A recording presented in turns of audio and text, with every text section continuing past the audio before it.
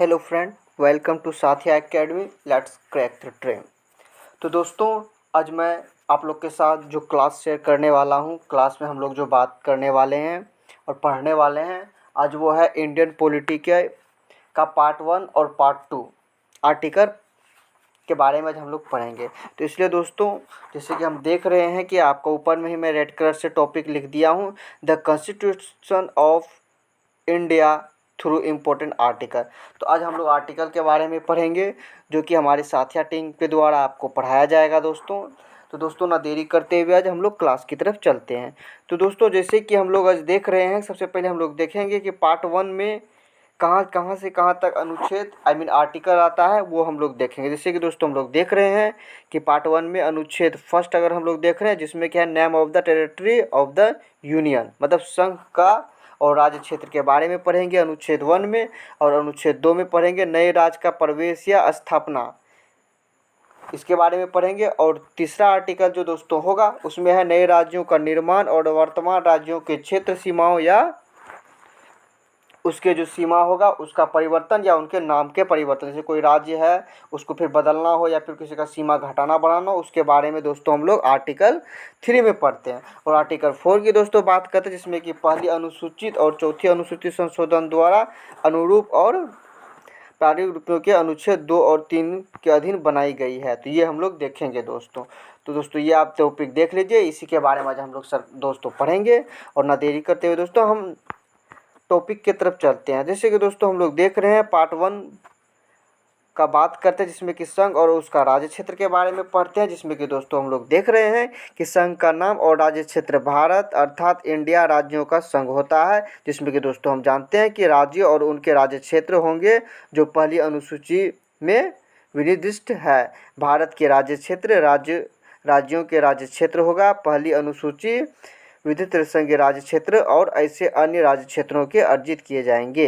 इसके बारे में नीचे में भी दोस्तों मैं आपको इंग्लिश में दे दिया हूँ, जो कि एक बार आप इसे जरूर देखा। Name and territory of the union India that Bharat shall be the union of the states. तो ये सब आपकी जानकारी है दोस्तों, एक बार आप इसे देख लेना। और हम लोग नेक्स्ट तरफ चलते हैं दोस्तों। तो नेक्स्ट में हम लोग दूसरा पॉइंट देखते हैं, नए राज्यों का प्रवेश या स्थापना, जो कि आपका आर्टिकल 2 में है। तो देख रहे हैं दोस्तों, उसमें क्या होता है कि संसद विधि द्वारा ऐसे निबंधों और शर्तों पर जो वह ठीक समझे संघ के नए राज्यों का प्रवेश या उनकी स्थापना कर सकेगी। तो ये है आपका दोस्तों आर्टिकल 2 में हम लोग देखते हैं। और दोस्तों, अगर नेक्स्ट चलते हैं आर्टिकल 3 की तरफ, जिसमें कि दोस्तों हम लोग जानते हैं कि नए राज्यों का निर्माण और वर्तमान राज्यों के क्षेत्र सीमाओं या उनके नामों में परिवर्तन, जो कि संसद विधि द्वारा की जाती है दोस्तों। जिसमें कि किसी राज्य या उसके राज्य क्षेत्र अलग अलग उसके अथवा 2 या अधिक राज्यों या राज्यों के भागों में होता है, और मिला के या मतलब किसी 2 राज्य को मिला के एक राज्य बना दे, या फिर किसी एक राज्य को अलग अलग राज्य में बांट दे, या फिर किसी एक राज्य को 2 राज्य में बांट दे। तो ये उनके संसद के द्वारा होता है दोस्तों। इसमें कि हम इसमें पॉइंट देखते हैं, जो किसी राज्य का क्षेत्र बढ़ा जा सकती है, किसी राज्य का क्षेत्र घटाया भी जा सकता है, किसी राज्य की सीमाओं में परिवर्तन भी कर दिया जा सकता है, या किसी राज्य के नाम में भी परिवर्तन कर दिया जाता है। तो दोस्तों, इससे कि क्वेश्चन आ जाए, किसी राज्य का नाम परिवर्तन किस आर्टिकल के द्वारा किया जाता है। तो दोस्तों, हम लोग पहले बोल देंगे कि आर्टिकल 3 के द्वारा राज्य का नाम या उसका सीमा में परिवर्तन या उसका सीमा घटा बढ़ा सकते हैं दोस्तों। तो इसका दोस्तों मैंने आपको नीचे में भी आर्टिकल दे दिया हूँ, एक बार आप इसे ज़रूर देख लेना। और दोस्तों, अगर नेक्स्ट आर्टिकल की तरफ हम लोग चलते हैं, तो नेक्स्ट आर्टिकल आता है आपका 4, जिसमें कि दोस्तों हम लोग जानते हैं कि पहली अनुसूची और चौथी अनुसूची के संशोधन तथा अनुरूप के बारे में जानेंगे। जिसमें कि पहले हम लोग जानते थे दोस्तों कि अनुवांशिक और परिणामिक विषयों का उपलब्ध करने के लिए अनुच्छेद 2 और अनुच्छेद 3 के अधीन बनाई गई है। ये आपका आर्टिकल 2 और 3 के अधीन आपका ये आर्टिकल 4 बनाया गया। जिसमें कि दोस्तों हम लोग देखते हैं आर्टिकल 1 और 2 और 3 को अगर हम लोग देखते हैं, तो विधि पहले सूची के चौथी अनुसूची और संशोधन के लिए उपबंध अतिवृत्ति होंगे। यह विधि उपबंधों की प्रभावित करने के लिए आवश्यकता हो तथा अनुरूप किया जाए। और इसका अगर हम लोग देखते हैं दोस्तों, जो कि मैं यहाँ पे रेड लाइन में खींच दिया, अंदर कर ब्रैकेट में बना, जिसमें पूर्वोत्तर प्रकार के कई विधि अनुच्छेद 378 के प्रयोजनों के लिए संविधान संशोधन नहीं समझी जाएगी। दोस्तों, नेक्स्ट अगर हम लोग चलते हैं आर्टिकल 5 की तरफ चलते हैं। आर्टिकल 2 और 3 तो दोस्तों हम लोग अब यहाँ पे जानेंगे आर्टिकल 2 और 3 में के बाद अंतर में जानेंगे कि आर्टिकल 2 वर्सेस आर्टिकल 3 इन दोनों में क्या विशेषता है। तो दोस्तों जैसे कि हम यहाँ पे आपको नोट्स भी मैं आपको दे दिया कि अनुच्छेद 2 नए राज्य में प्रवेश या स्थापना के लिए व्यवस्थित प्रदान करता है जो पहले भारत का हिस्सा नहीं थे, जैसे कि सिक्किम, ठीक। जबकि अनुच्छेद 3 भारत के मौजूदा राज्य सीमा में परिवर्तन या उसके नए राज्यों के गठन के लिए व्यवस्था प्रदान करने, जैसे छत्तीसगढ़ हो गया और तेलंगाना हो गया। नोट जो कि मैं नीचे में आपको दोस्तों नोट भी दे दिया हूँ, जो कि देखिए दोनों के लिए अनुच्छेद 368 के तहत संवैधानिक संशोधन की आवश्यकता नहीं होती है। तो जैसे कि दोस्तों हम इस क्लास में जान रहे हैं, जैसे आर्टिकल 2 की बात करते हैं, आर्टिकल 2 में क्या होता है कि जो कोई नए राज्य हम लोग बना सकते हैं जो कि पहले से हमारे देश भारत का हिस्सा नहीं है, फिर उसको मतलब नया राज्य बनाए तो आर्टिकल 2 के तहत कर सकते हैं, या फिर जैसे किसी आर्टिकल 3 के तहत किसी कोई राज्य है फिर उसमें किसी और राज्य में परिवर्तन कर दिया, हम लोग आर्टिकल 3 के तहत कर सकते हैं। मैं इंग्लिश में भी दोस्तों नोट दिखाऊँ जिसमें कि आप लोग दोस्तों देख रहे थे। Article 2 provide for the admission और establishment of new state which are the previously not part of India. Example के तौर पे सिक्किम ले लीजिए। और आर्टिकल 3 के बाद अगर दोस्तों कहते हैं ये प्रोवाइड फॉर द फॉर्मेशन और चेंज इन एग्जिस्टिंग स्टेट, जैसे कि आप देख रहे हैं यहाँ पे छत्तीसगढ़ और तेलंगाना है।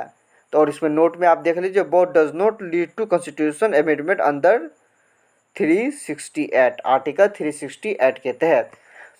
तो और दोस्तों अगर हम नेक्स्ट की तरफ चलते हैं दोस्तों, तो इसमें हम लोग दोस्तों क्या देखें कि आर्टिकल 2 में हम लोग देखते हैं कि जो भारत का हिस्सा ना हो, वो एक नए पहले से भारत का हिस्सा ना हो और उसे एक स्टेट बनाना चाहते हैं, तो वो आर्टिकल 2 के तरफ से आर्टिकल 2 के तहत हम लोग कर लेंगे दोस्तों। और आर्टिकल 3 में ये होता है कि किन्हीं राज्य को मतलब किसी का राज्य का नाम परिवर्तन करना या फिर किसी दूसरे राज्य में उनको ऐड करना है, तो वो हम लोग आर्टिकल 3 के तहत दोस्तों हम लोग करते हैं।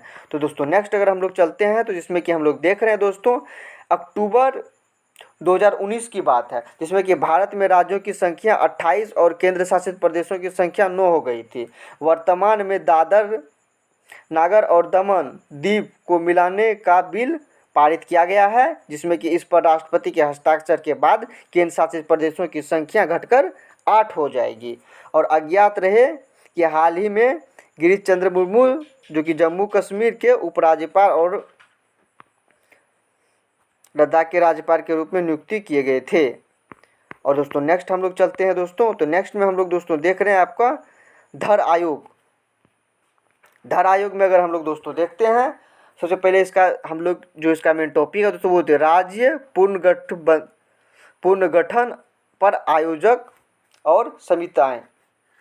तो दोस्तों इसमें देख रहे हैं धर आयोग 1948 में एसके घर इलाहाबाद उच्च न्यायालय के एक न्यायाधीश को सरकार द्वारा एक आयोजन के गठन करने के लिए नियुक्ति किया गया था दोस्तों, जिससे कि भाषाई आधार पर राज्यों के पुनर्गठन आवश्यकता पर विचार करना था। उसके बाद दोस्तों हम लोग देखते हैं प्रशासनिक सुविधा के आधार पर राज्यों को पुनर्गठन और भाषाई आधारों के बजाय ऐतिहासिक और भौगोलिक आधार पर संचालित करने की सुझाव दी। तो दोस्तों नेक्स्ट अगर हम लोग चलते हैं तो अब हम लोग देखते हैं दोस्तों फिर यहाँ पे आता है जेवीपी समिति। जेवीपी समिति की दोस्तों बात करते हैं, जिसमें कि दिसंबर 1948 में राज्य पुनर्गठन के मुद्दे पर अध्ययन करने के लिए जेवीपी समिति के जवाहरलाल नेहरू, वल्लभ भाई पटेल और पट्टाभी सीतारमैया शामिल थे। जिसमें कि हम लोग देख रहे थे दोस्तों समिति ने अप्रैल 1949 में अपनी रिपोर्ट में भाषाई आधार पर राज्यों को मतलब भाषा के आधार पर राज्यों को पुनर्गठन के विचार और को खारिज कर दिया, लेकिन कहा कि इस मुद्दे को सार्वजनिक मांग के आलोक पर नए सिरे से देखा जाएगा। जो कि the commitment in the report submitted in April 1949 rejected the ideas of reorganization of state and the linguistic basics, said the issues could be looked afresh in light of public demand। तो यह है दोस्तों notes, आप एक बार इसे आप अपना copy में भी लिख लीजिएगा दोस्तों। और आगे हम लोग चलते हैं भाषाई के आधार पर आंध्र प्रदेश का गठन। तो अब लोग दोस्तों formation of the Andhra Pradesh of linguistic basis. तो दोस्तों इस पे अगर हम लोग बात करते हैं तो जैसे कि 1953 की बात करते हैं, 1953 में तेलुगु भाषी लोगों के लिए भाषाई आधार पर आंध्र प्रदेश पहला राज्य बना था। जो कि दोस्तों सबसे पहले ये आप नोट कर लीजिए, ये क्वेश्चन एग्जाम में भी आ सकता है। 1953 में तेलुगु भाषाई लोगों के लिए भाषाई आधार पर कौन सा पहला राज्य बना, जिसका आंसर दोस्तों हो जाएगा आंध्र प्रदेश। तो सरकार के लंबे समय के आंदोलन और 56 दिनों की भूख हड़ताल के बाद पोटी श्रीरामुलु की मौत के कारण मद्रास राज्य से तेलुगु भाषी क्षेत्र को अलग करने के लिए मजबूर होना था। उसके बाद नतीजा हम लोग को ये देखना पड़ा था कि नतीजन देश के अन्य हिस्सों में भाषाई आधार पर राज्यों के गठन की मांग उठने लगी थी। तो ये था दोस्तों मेन पॉइंट आपका। और दोस्तों नेक्स्ट अगर हम लोग चलते हैं तो राज्य पुनर्गठन का आयोजन और समितियां, इस पर अगर दोस्तों हम लोग चलते हैं तो फिर यहाँ पे देख लें फजल अली आयोग के तहत अगर हम लोग दोस्तों देखते हैं तो जिसमें कि दोस्तों हम देख रहे हैं दोस्तों 22 दिसंबर 1953 को जवाहरलाल नेहरू ने इन नई मांगों पर विचार करने के लिए फजल अली के अधीन एक आयोजन की नियुक्ति की और आयोग ने 1955 में अपनी रिपोर्ट प्रस्तुति की और यह सुझाव दिया कि पूरे देश को 16 राज्यों और 3 केंद्र शासित क्षेत्रों में विभाजित किया जाए। और उसके बाद दोस्तों क्या हुआ, सरकार ने पूरी तरह से सिफारिशों से सहमत नहीं होते हुए देश को जो है दोस्तों वो 14 राज्यों और 6 केंद्र शासित प्रदेशों में विभाजित किया और जो कि राज्य पुनर्गठन अधिनियम तहत नवंबर 1956 को ये आपका पारित हुआ था। जिसमें कि आप पॉइंट हम लोग देख रहे हैं दोस्तों, the government was not agreed with the recommendation in 40 states and 6 union territory under the state recognisation act was the pass November 1957।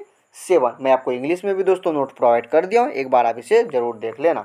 और दोस्तों नेक्स्ट अगर दोस्तों हम लोग चलते हैं तो फिर नेक्स्ट में आपका सह आयोग जिसमें कि इंग्लिश में हम लोग कह सकते हैं उसे सह कमीशन की दोस्तों अगर हम लोग बात करते हैं तो ये दोस्तों 1966 में दोस्तों सह आयोजन का रिपोर्ट के आधार पर पंजाब पुनर्गठन अधिनियम संसद द्वारा पारित किया गया था दोस्तों। इसके बाद हरियाणा राज्य को पंजाबी भाषी क्षेत्र मिला, जबकि पहाड़ी क्षेत्र हिमाचल प्रदेश को केंद्र शासित प्रदेश में चले गए और चंडीगढ़ जिसे एक केंद्र शासित प्रदेश बनाया गया था और पंजाब और हरियाणा को आम राजधानी के रूप में पंजाब और हरियाणा का राजधानी जो था दोस्तों वो चंडीगढ़ बनाया गया, जो कि अभी भी दोस्तों प्रेजेंट में है। तो दोस्तों हम लोग देख लें, following this the states of Haryana got a Punjabi speaking areas while the hilly areas went to Union Territory of Himachal Pradesh and Chandigarh was the made a Union Territory would serve as a common capital of Punjab and Haryana, जो कि present में भी है दोस्तों। पंजाब और हरियाणा का जो capital है वो आपका है चंडीगढ़। तो दोस्तों नेक्स्ट अगर दोस्तों हम लोग चलते हैं तो नेक्स्ट में आप लोग यहाँ पे देख भी लीजिए दोस्तों, state and union territory update जो कि 2019 का जो था वो आपका यहाँ पे है। मैं इसे थोड़ा सा जूम करके दोस्तों मैं आपको दिखाना चाहता हूँ दोस्तों, ये आप यहाँ पे देख लो, पूरे भारत का नक्शा है। Formation of state and union territory के तौर पे लद्दाख है आपका दोस्तों, उत्तर प्रदेश, ये सब आपको दिया गया है। और एक बार ये मैप को आप लोग दोस्तों ज़रूर वीडियो में देख लेना रोक के। और हम लोग नेक्स्ट तरफ चलते हैं। नेक्स्ट में दोस्तों हम यहाँ पे ये भी देख लें, मुस्लिम डिमांड फॉर पाकिस्तान स्टेट, जो कि आपका ये कलर में जो है, सॉरी दोस्तों मैं इसे थोड़ा सा सिलेक्ट कर लेता हूँ एक कलर, उसके बाद में बात करता हूँ आपसे, जिसमें कि हम लोग देख रहे हैं दोस्तों मुस्लिम डिमांड्स फॉर पाकिस्तान स्टेट, जो कि ये सब जो है कि ये मुस्लिम डिमांड में आता है दोस्तों। उसके बाद ये जो है आपका ब्रिटिश इंडिया है, ये वाली जो कलर है ये ब्रिटिश इंडिया है। उसके बाद फिर जो वाइट में जो दोस्तों हम लोग ये सब जो देख रहे हैं ये है नेटिव इंडियन स्टेट, ये है आपका। तो दोस्तों ये था यहाँ आपका मैप। और दोस्तों जैसे कि हम लोग देख रहे हैं दोस्तों, ये मैं डाउनलोड किया हूँ दोस्तों और मैं PDF सेट किया हूँ 1951 की, देख लीजिए आप अपना भारत, और 2019 का देख लीजिए स्टेट कितना है। तो ये था दोस्तों, ये दोनों में आपको फ़र्क है। 1951 में क्या था, जब संविधान लागू होने के बाद स्टेट कितने थे, और प्रेजेंट का जो है स्टेट लेवल पे किस तरह से बांटा गया, ये आपको मैं दिखाया हूँ। और दोस्तों नेक्स्ट अगर हम लोग चलते हैं दोस्तों, तो नेक्स्ट में हम दोस्तों यहाँ पे मैं आपको स्टेट वाइज जोन दिखाया हूँ और उसका कैपिटल क्या है, फाउंडेड कब किया गया और ऑफिशियल लैंग्वेज उसका क्या है दोस्तों, ये भी मैं आपको दे दूँ। जैसे दोस्तों आंध्र प्रदेश देख रहे हैं, ये इसका जोन जो साउथर्न है और इसका कैपिटल जो है अमरावती और हैदराबाद है दोस्तों। फाउंड ये 1 नवंबर 1956 को किया गया था और यहाँ का भाषा दोस्तों तेलुगु है। अरुणाचल प्रदेश का बाद ये नॉर्थ ईस्टर्न है, जिसका कि यहाँ पे जो इसका कैपिटल आपका जो है ईटानगर है दोस्तों, जो कि 20 फरवरी 1987 को फाउंडेड यहाँ। और यहाँ का जो ऑफिशियल लैंग्वेज वो आपका इंग्लिश है। और यहाँ पे बिहार देख लीजिए, अपना बिहार दोस्तों, बिहार आपका ईस्टर्न है, जो कि इसका राजधानी कैपिटल आपका पटना है दोस्तों। और ये जो है आपका 26 जनवरी 1950 को कि इसका फाउंडेड ईयर था। और इसके यहाँ का जो लैंग्वेज है दोस्तों, official language Hindi and Urdu है। उसी तरह से आप छत्तीसगढ़ की बात करते हैं, जिसका कि आपका जोन सेंट्रल जोन में आता है और इसका जो आपका कैपिटल है नया रायपुर है। और ये 1 नवंबर 2000 को फाउंड किया गया था, जिसका यहाँ का हिंदी आपका है। गोवा देख लीजिए वेस्टर्न है, यहाँ का जो कैपिटल है वो पणजी है। और 30 मई 1987 को फाउंडेड किया गया था। और यहाँ की जो ऑफिशियल लैंग्वेज है मराठी और हरियाणा का दोस्तों देखते हैं नॉर्थ ईस्टर्न है, जिसका कि आपका चंडीगढ़ है। 1 नवंबर 1966 को पारित किया गया था, फाउंडेड किया गया था। और यहाँ का जो लैंग्वेज है दोस्तों हिंदी और पंजाबी है ऑफिशियल लैंग्वेज। तो दोस्तों नेक्स्ट अगर हम लोग चलते हैं दोस्तों, तो नेक्स्ट में आपका है देख लीजिए हिमाचल प्रदेश के को देखते हैं दोस्तों। तो हिमाचल प्रदेश का जिसका कि आप नॉर्थर्न है, जिसका कि आप कैपिटल देख रहे हैं शिमला है। और फाउंडेड जो जिस साल में फाउंडेड किया गया था दोस्तों वो 25 जनवरी 1971 है। ऑफिशियल लैंग्वेज यहाँ का इंग्लिश और हिंदी है दोस्तों। झारखंड देख लीजिए जो कि ईस्टर्न में है, जिसका कि राजधानी आपका रांची है दोस्तों, जिससे कि 15 नवंबर 2000 ईस्वी में फाउंडेड किया गया था। और यहाँ का भी जो लैंग्वेज जो बिहार का लैंग्वेज है ऑफिशियल लैंग्वेज वो झारखंड का भी है, हिंदी और उर्दू। और कर्नाटका का देख रहे हैं जो कि जिसका जोन आपका साउथर्न में आता है, जिसका कि आपका कैपिटल जो है वो आपका बेंगलुरु है।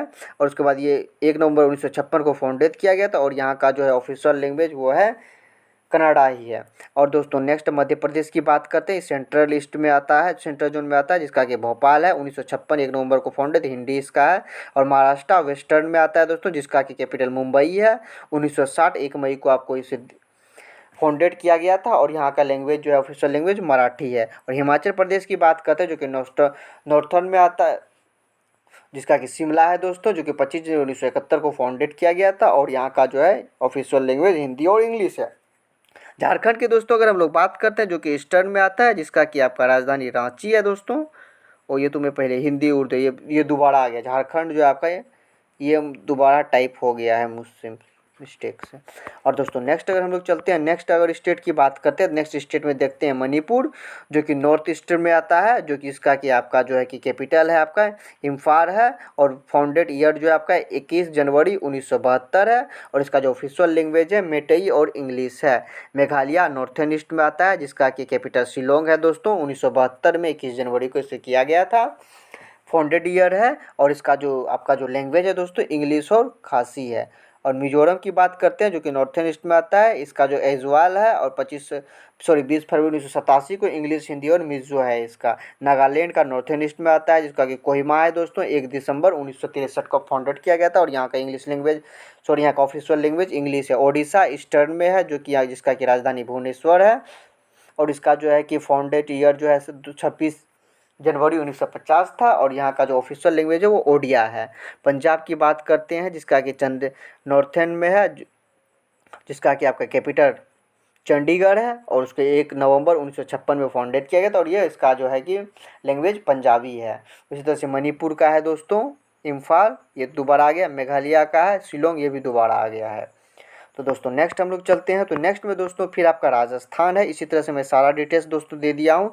राजस्थान जोन कौन सा है, यहाँ का जयपुर है, हिंदी इंग्लिश है लैंग्वेज, ये मैं सारा दोस्तों। उत्तर प्रदेश जो कि सेंट्रल में है, लखनऊ इसका आपका कैपिटल है। हिंदी और उर्दू यहाँ का भी आपका भाषा है। जैसे कि दोस्तों हम लोग देखिए झारखंड, बिहार और यूपी, जिसका कि ऑफिशियल लैंग्वेज जो है हिंदी और उर्दू है। उत्तराखंड का देख लीजिए जो सेंट्रल जोन में आता है, 2000 में उसका फाउंडेड किया गया था। और यहाँ का जो है हिंदी और संस्कृत है, यहाँ का ऑफिशियल लैंग्वेज हुआ संस्कृत। और नेक्स्ट देखिए वेस्ट बंगाल है, जो कि अपना जस्ट बिहार के बगल का है, जो कि ईस्ट जोन में आता है, जो जिसका कि आपका कैपिटल दोस्तों कोलकाता है।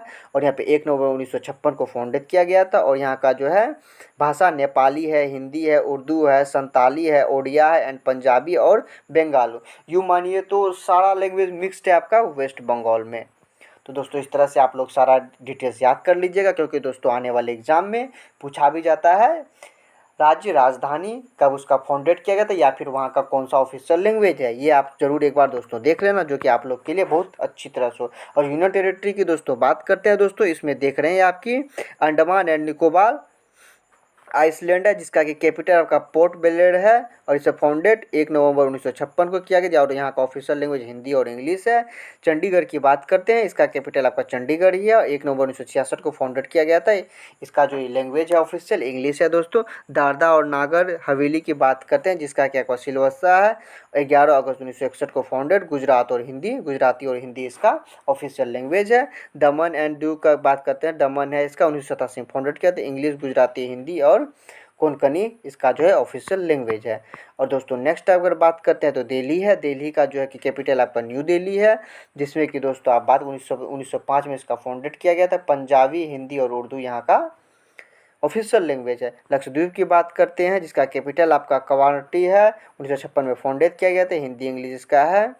पुडुचेरी का बात करते हैं, जिसका कैपिटल पुडुचेरी है, और 1954 में फाउंड किया गया था। हिंदी, तमिल, मलयालम और तेलुगु यहाँ का भाषा है। जम्मू और कश्मीर का बात करते हैं दोस्तों, समर में ये श्रीनगर और विंटर में आपका जम्मू आता है, जिससे कि फाउंडेड 21 ये था, और यहाँ का लैंग्वेज आपका उर्दू है। लद्दाख की बात करते हैं, जिसका कैपिटल लेह है दोस्तों, जो कि आपका 31 अक्टूबर 2019 में इसे चालू किया गया था, जिसका कि आपका यहाँ का जो ऑफिशियल लैंग्वेज है वो आपका भोटी। तो दोस्तों नेक्स्ट अगर हम लोग चलते हैं, अब नेक्स्ट चलेंगे हम लोग पार्ट 2 में दोस्तों, हमारे संविधान का भाग 2, जिसमें कि दोस्तों हम लोग पढ़ेंगे, जिसमें कि जैसे कि दोस्तों इसमें आपका बहुत सारे क्वेश्चन पार्ट 1 में हो। जैसे कि पार्ट 1 किससे कितना अनुच्छेद है, तो अनुच्छेद आर्टिकल 1 से लेकर आर्टिकल 4 आपका पार्ट 1 में आता है, जो कि मैंने आपको बताया। पार्ट 1 अनुच्छेद आर्टिकल 1, आर्टिकल 2, आर्टिकल 3, आर्टिकल 4 के बारे में दोस्तों बताया। अब बारी आती है पार्ट 2 का। पार्ट 2 में दोस्तों जो अनुच्छेद है वो आपका अनुच्छेद 5 से 11 है दोस्तों, जिसमें कि सबसे पहला अनुच्छेद आर्टिकल 5 का बात है, जो कि संविधान के प्रारंभ की नागरिकता के बारे में बताता है, citizenship and commitment of the constitution. उसके बाद 6 में आता है पाकिस्तान से भारत में प्रयोजन करने वाले कुछ व्यक्तियों की नागरिकता का अधिकार है, right to citizenship of certain person who was the migrate to India from Pakistan, ये है। और आर्टिकल 7 में दोस्तों बताता है right of citizenship of certain migrate to Pakistan. और आर्टिकल 8 में दोस्तों हम लोग देखते हैं right to citizenship of certain person of India origins residing outside India. और उसके बाद आर्टिकल 9 में दोस्तों देखते हैं पर्सन वैक्यूलिटी इक्वलिटी, मतलब यूँ मानिए दोस्तों, तो इसमें भाग 2 में जो हम लोग पढ़ेंगे आर्टिकल 9 से 11, ये आपका सिटीजनशिप पे मेन देखा जाए तो सिटीजनशिप पे है दोस्तों। ये दोस्तों जो कि इसके बारे में हम लोग दोस्तों क्लास करेंगे, जो कि नेक्स्ट क्लास में दोस्तों होगी। नेक्स्ट क्लास में दोस्तों मैं पार्ट 2 का लाऊंगा, लेकिन थोड़ा देर के लिए मैं आपको यहाँ पे समझा देना चाहता हूँ दोस्तों कुछ, जो कि right to enjoy by only Indian citizen, जो कि आर्टिकल 15 के तहत देखते हैं। तो right to against the discrimination of the basis of religion, addition the caste of sex and place of birthday, जिसका मतलब जानते हैं अनुच्छेद 15 में धर्म, मूल जाति, लिंग या जन्म स्थान के आधार पर विभेद विरुद्ध का अधिकार है। अनुच्छेद 16 की बात करते हैं दोस्तों, जिसमें कि आप लोक नियोजन के विषय पर समानता का अधिकार है। और 1900 वाक संयंत्र के अभिव्यक्ति और स्वतंत्रता सम्मेलन के, और 29 और 30 जो शिक्षा व संस्कृति के उपलक्ष्य पे है। तो दोस्तों जो कि अब नेक्स्ट क्लास जो है इंडियन पॉलिटी की दोस्तों, मैं आपको कल का वीडियो में दोस्तों मैं आपको भाग 2 के बारे में पूरी तरह से मैं आपको पढ़ाऊंगा, और उस पर जो भी उससे क्वेश्चन निकलेगा दोस्तों मैं उसका क्वेश्चन भी मैं वहीं पे आप लोग के साथ वीडियो में ही मैं आपको उसके क्वेश्चन के बारे में भी दोस्तों मैं बताऊंगा आप लोग को। और दोस्तों जैसे कि कल का जो वीडियो आने वाला है दोस्तों, वो आपका पार्ट 2 पे होगा, हमारे संविधान का भाग 2 पे हम लोग कल की क्लास करेंगे दोस्तों, जिसमें कि दोस्तों हम लोग जानेंगे कि किस तरह से सिटीजनशिप के बारे में, कि किस तरह से सिटीजनशिप हम इंडिया का पा सकते हैं, इंडिया क्या कितना दिन हम इंडिया से बाहर लेंगे जो कि हम इंडिया का सिटीजनशिप को खो सकते हैं, और इंडिया का सिटीजनशिप बाहर से आने वाले व्यक्ति के, जैसे कि बाहर विदेशी आने वाले हमारे इंडिया में जो कुछ दिनों से रह रहे हैं उसको सिटीजनशिप कैसे मिला जाएगा, ये सब के बारे में जानकारी दोस्तों हम लोग कल के क्लास में दोस्तों पढ़ेंगे। इसलिए दोस्तों आप अपना होस्ट एंड घोस्ट को दीजिए अलविदा, बाय बाय, टाटा।